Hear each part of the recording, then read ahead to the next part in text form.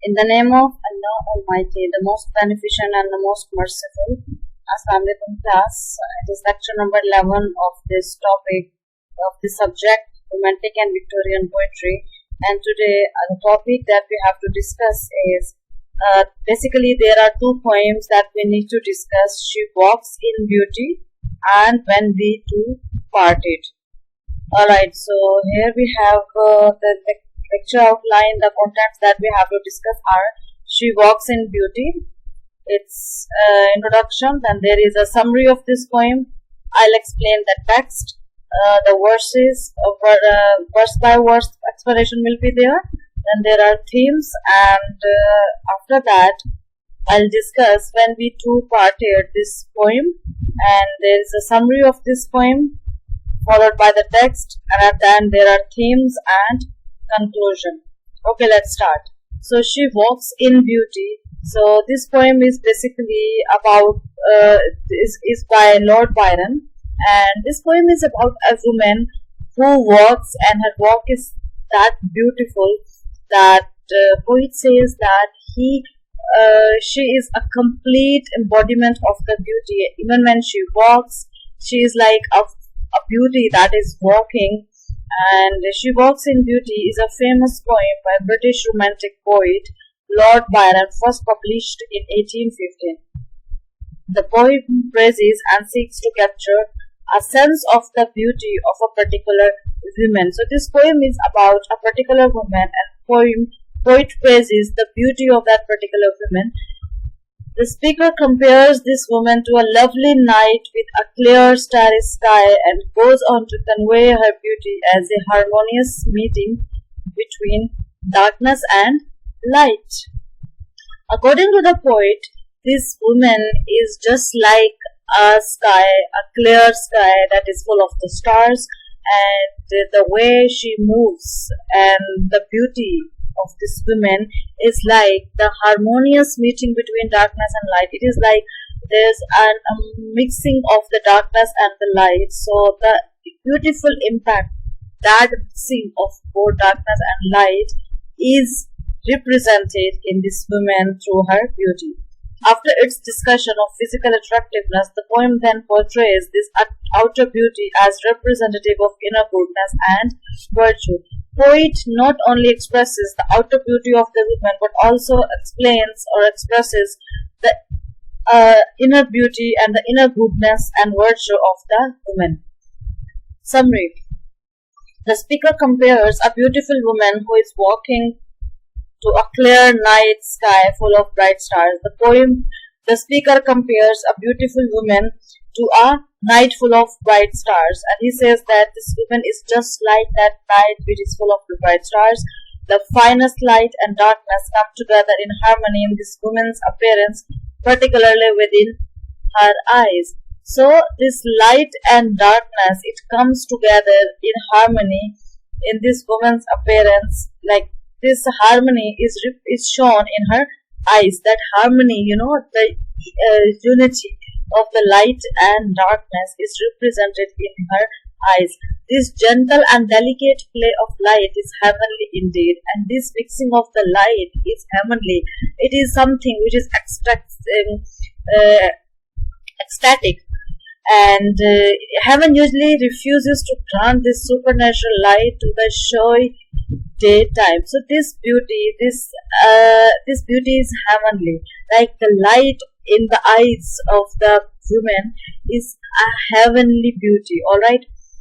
So this heaven usually refuses to grant this supernatural light. So this type of light is not shown at the daytime, because heaven does not want to grant this supernatural light to this beauty in the daytime.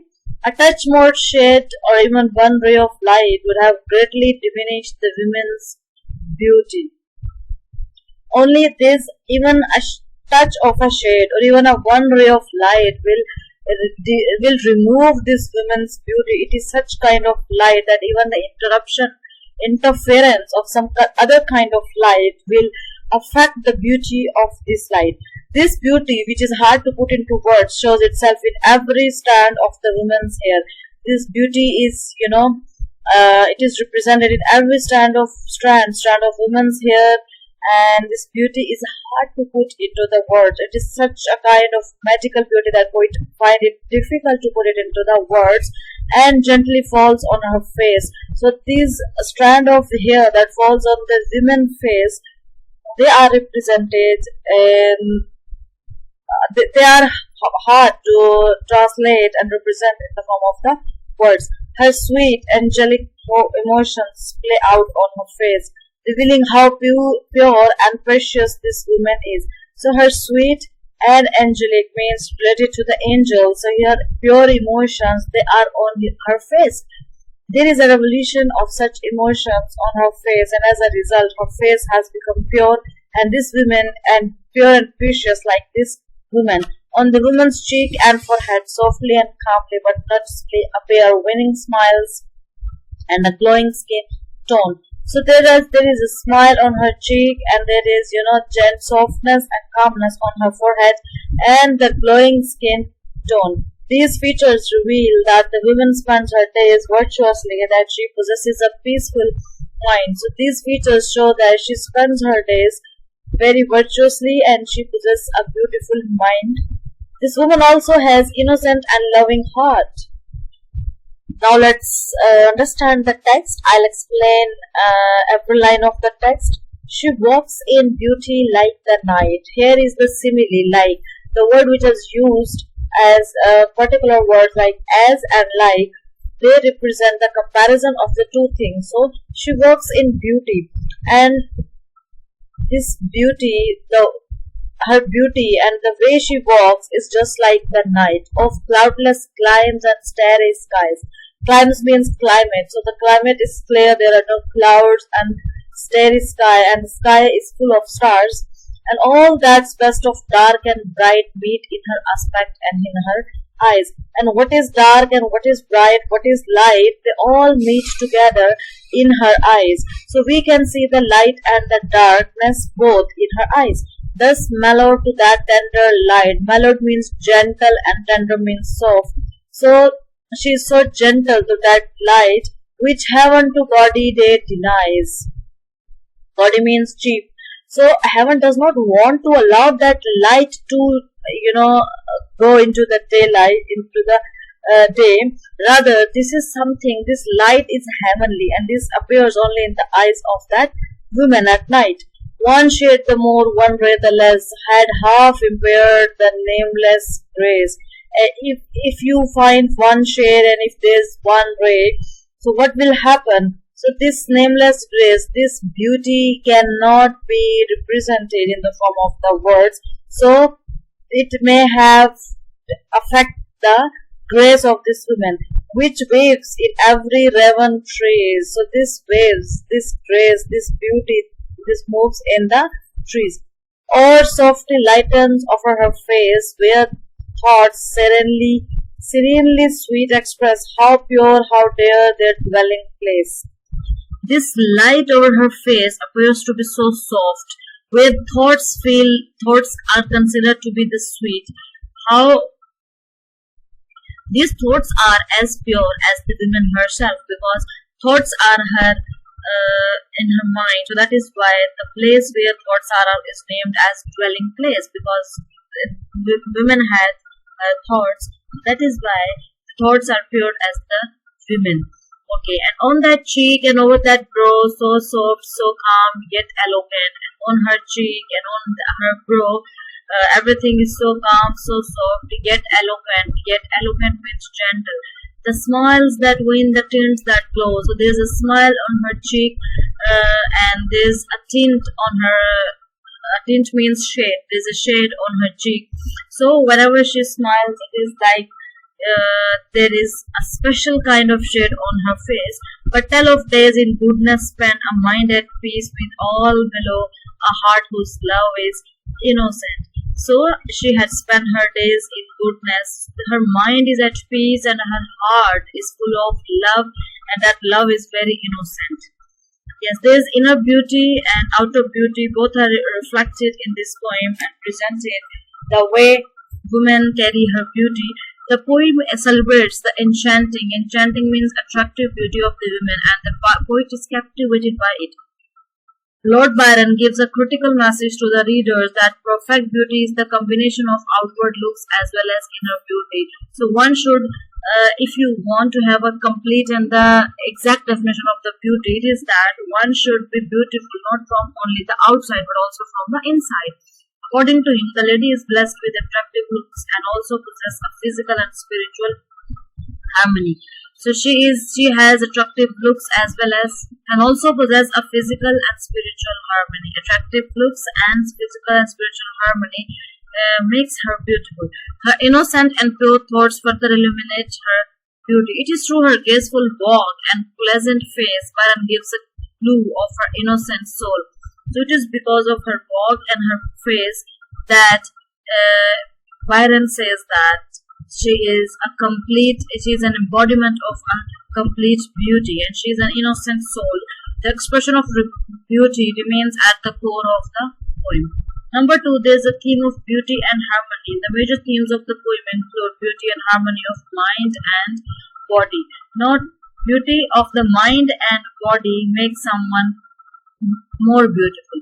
Lord Byron describes and compares beauty with a variety of phrases such as tender light, as he creates beautiful imagery for her charming features. The eloquence of speech. Eloquence means fluency of speech and purity of love.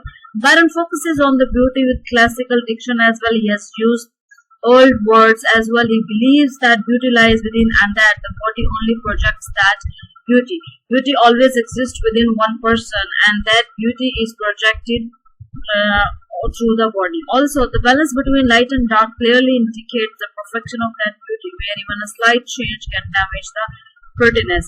So this prettiness is because of the balance between the light and the dark, and if there is some kind of disturbance in it, so it may affect the prettiness. The thematic strand of beauty and harmony runs throughout the poem. Okay, next we have When We Two Parted, and that his first poem that we have discussed, Walks in Beauty, was based on the beauty of a woman. When we parted, it is as the title shows that the lovers are going to be parted in this poem, and the whole description is about their when they occur a breakup. When We Two Parted was written in 1816 by the British romantic poet Lord Byron. It describes the pain and disillusionment that follow a breakup between the speaker and his lover. So this poem describes the pain and disillusionment. Disillusionment means unable to believe the fact, and he was unable to believe the fact that he had a breakup with his lover. The poet speaks often of his sorrow and pain. He recalls the tears shed when the relationship was spared of being broken hearted, of how his sorrow has not abated. Abated means reduced over the years. So speaker talks about the sorrow and the pain that he had felt, and he recalls the tears shed when the relationship was severed, means ended. When the relationship was ended, he recalled such tears which he shed after his breakup, and because of his broken hearted. And the cause of such pain is more than the simple fact of relationship's termination, and the cause of that pain is not just because of the relationship has ended, but because the time that they had spent together and the good memories they had, and all such things had caused him pain. When you and I broke up, so here we have the summary. Now the poet addresses to his lover. When you and I broke up, we were silent and tearful. Our hearts were broken as we tore ourselves apart from each other for years to come. So our hearts were as broken as we tore ourselves apart. So when we just put each other away from one another, so our hearts were also broken. During the breakup, your cheek became pale and cold to the touch. Your kiss was even colder, and after that your cheek became pale, means yellow and cold to touch, and your kiss was even colder. It seems to me that the way we split up predicted the pain and sadness I feel now. Like when we split up, when we ended our relationship, it predicted the pain and sadness I feel now. And it was that time when we were parted, I had imagined the pain which I am feeling right now, The morning dew sunk coldly into my forehead, foreshadowing the emotional coldness I now sense. So morning dew is like it is on my forehead, and it is representing the emotional coldness that I now sense. That how emotionally I am cold now. I don't have emotions. All your promises are broken, and people gossip about you. When I hear someone say your name, I feel embarrassed. Whenever I hear someone calling your name, I feel embarrassed. Hearing your name is like a funeral bell ringing in my ear. It makes me shiver. So it is like there's a funeral bell. Funeral means when someone dies. So the customs and practices people had to follow that for the funeral, for their burying them under the earth. That is what is called as the funeral, and there is a funeral bell at which people gather to bid farewell to the dead person. So why did I ever love you like I did? So here's a question: that why did I ever love you like I did? So people don't know how well I knew you. People don't know that I knew you well, and in fact I knew you too well. I'll regret that for a long time, more deeply than I can say. So I'll regret that why did I know you, and why did I ever love you like I did? And people don't know that I know you. Our relationship was a secret, and so I grieve it secretly. So it was a secret. That is why I grieve secretly, because no one has idea that there was a relationship between us, and now we are separated. So I just grieve secretly, and I hate that you have forgotten me and that you misled me.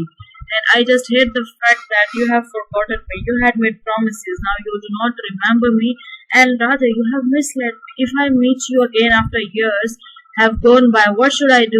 I'll greet you.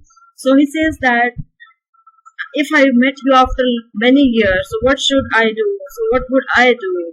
Will I greet you? Like, will I say hello to you? So are there certain the same? Is everything the same, or will we be able to greet each other? No.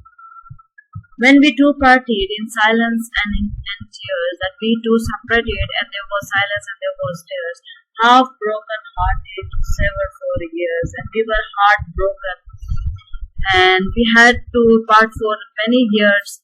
Pale grew thy cheek and cold. Pale means yellow. Thy means your cheek grew pale and cold. Colder thy kiss. Your kiss also became colder. Truly that hour foretold sorrow to this, and it was at that time when we parted. That hour foretold me, told me that we two will be separated, and sorrow to this. The dew of the morning. This dew of the morning sunk chill on my brows. Because of this morning dew, there is a chill on my brow, so I feel cold because of this dew, and it is just same cold which I feel emotionally. I felt like the warning of what I feel now, so I feel emotional coldness now. Thy vows are all broken. Thy means your vows means promises. Your promises are all broken, and light is thy fame. I hear thy name spoken and share in its shame. I hear your name, but I feel ashamed by hearing your name. They name thee before me, Anil, to my ear. Whenever they say your name in front of me, Anil, it is, I feel unpleasant, and my ear feel unpleasant on your name. I do not like people calling your name in front of me. A shudder comes over me. Shudder means shiver. I just start shivering on your name. Why wert thou so dear? I just ask myself, why were you so dear to me? Why I had loved you the way I did? They know not I knew thee. They do not know that I know you before, who knew thee too well, and I was the person who knew thee well, and thee means you. I knew you too well. Long, long shall I rue thee, too deeply to tell. For a long time I'll keep grieving over the fact that we are no more together, and too deeply I am so grieved and so saddened to tell you this truth. In secret we met, in silence I grieve, and because we met in the secret, that is why I grieve in silence. I cannot tell anyone the fact that how much I miss and how I feel because we are parted. That thy heart would forget, thy spirit deceive, your heart would forget me. Thy spirit deceived me, you deceived me. If I should meet thee after long years, if we met after long years, so how should I greet thee? With silence or with tears? So he's asked, how shall I treat you? How shall I meet you? Should I assume silence, or should I meet you with tears in my eyes? There are themes of love and disillusionment. When We Two Parted is a feature poem about the end of a relationship. The speaker addresses the poem to an ex-lover and so provides insight into the ongoing and shape-shifting pain of a breakup. Breakups, the poem argues, are not neat endings after which exes simply go their separate ways. Instead, they are often characterized by lingering, complicated pain and anger. After breakup, there is a lingering, you just keep on thinking about that person, you just have hangovers, there is a complicated pain and anger on that person. The poem's main sentiments are disillusionment. Disillusionment means unable to believe in the reality and frustration and do not feel good as the speaker learns that his beloved has moved on. Anyone wonders how he ever cared about her so much in the first place. So his beloved has moved on, and he's surprised. He even wondered that how he had ever cared about her in the first place. The poem then speaks to the sheer messiness of breakups and also to how quickly lovers' perceptions of each other can change when they are no longer together.